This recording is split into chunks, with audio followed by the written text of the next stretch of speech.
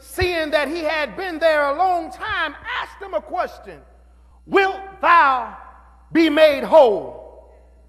In other words, do you want to be made whole? Verse 7 said, the impotent man answered him, Sir, I have no man when the water is troubled to put me into the pool. But while I am coming, another steppeth down before me. The man at the pool had one thing absolutely correct. He couldn't solve his own problem. He told Jesus, I have no one to help me. But there is a second problem that's been made known to me after reading this. He actually wasn't even sure where his help lied. Too often, we labor under these false assumptions that if we can solve our own problems in our lives, we would be in a better place. So often I find that this road only leads you to two endings, either despair or disappointment. We need purpose and meaning, so we pursue success and respect in order to leave a legacy or become legends in our own right. People of God, don't get me wrong, there's nothing wrong with neither of them, but you need to understand that they are byproducts of life rather than the deep meaning and purpose behind it. Oh yes, I like that, that blessed me right there, so I'm going to say it again. We need purpose and meaning, so we pursue success and respect to try to leave a legacy. Success and respect are byproducts of life rather than the deep purpose and meaning behind life. We set up our own pools of Bethesda on a daily basis. We say things like, if I can just hit this big game, if my numbers just fall out, I would have enough money to fix every problem in my life. Pools of Bethesda. We use education as pools.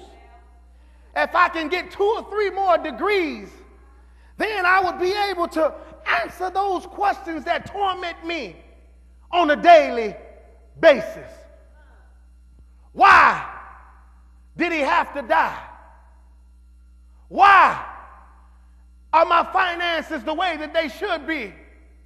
Why is my social status not like his or hers? Pools that we create. Too often we cripple ourselves by these various situations.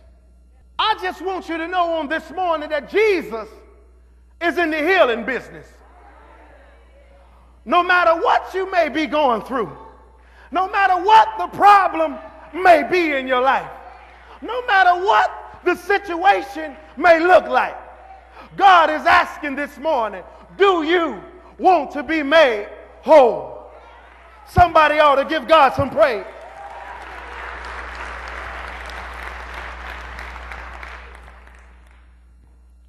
In spite of this man's condition, Jesus came to him. Let me pause right here for a second. Isn't it good to know that we don't always have to go to God, but sometimes he'll come to us? Oh yes, my brothers and sisters, God will come to you. Bible says he is a very present help in the time of trouble. What does that mean, brother preacher? That means you don't have to be in trouble, but in the very present time of trouble. Some of y'all may have wondered or may have believed that those brakes are what stopped that car when you were getting ready to go through that intersection. Very present help in the time of trouble. My sisters, you were coming in late one night and you knew something wasn't right. Felt that somebody was watching you, somebody was following you, but God allowed you to make it in safe. Very present help in the time of trouble. This divine physician stood before this main man. I like this point because it symbolizes something. His past we knew about. 38 years he had been struggling with an illness. But in front of him was the Savior. I dare you to take your eyes off of your past and look towards your future.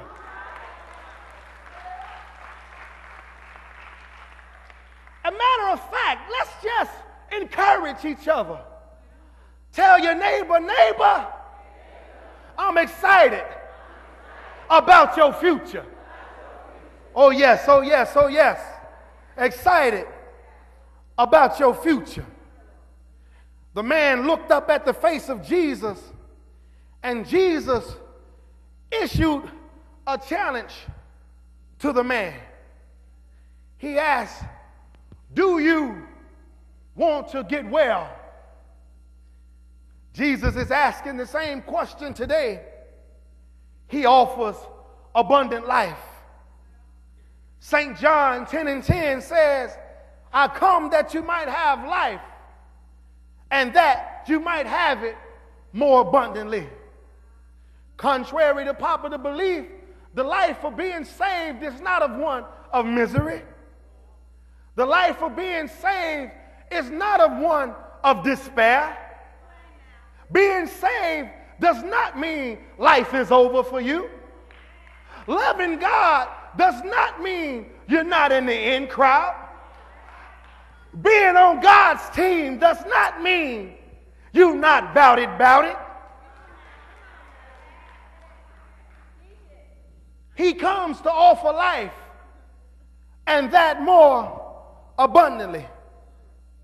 Jesus addressed this man with love and compassion and empathy so that he could win his soul. Jesus didn't mind going the extra yard dealing with excuse after excuse after excuse. You know, that's a problem in our day and time. I like to call our day and time the job description day and time, where we're quick to throw up our job description. My brother, can you get that paper? Hey, that ain't in my job description. I just work here. And you got a janitor.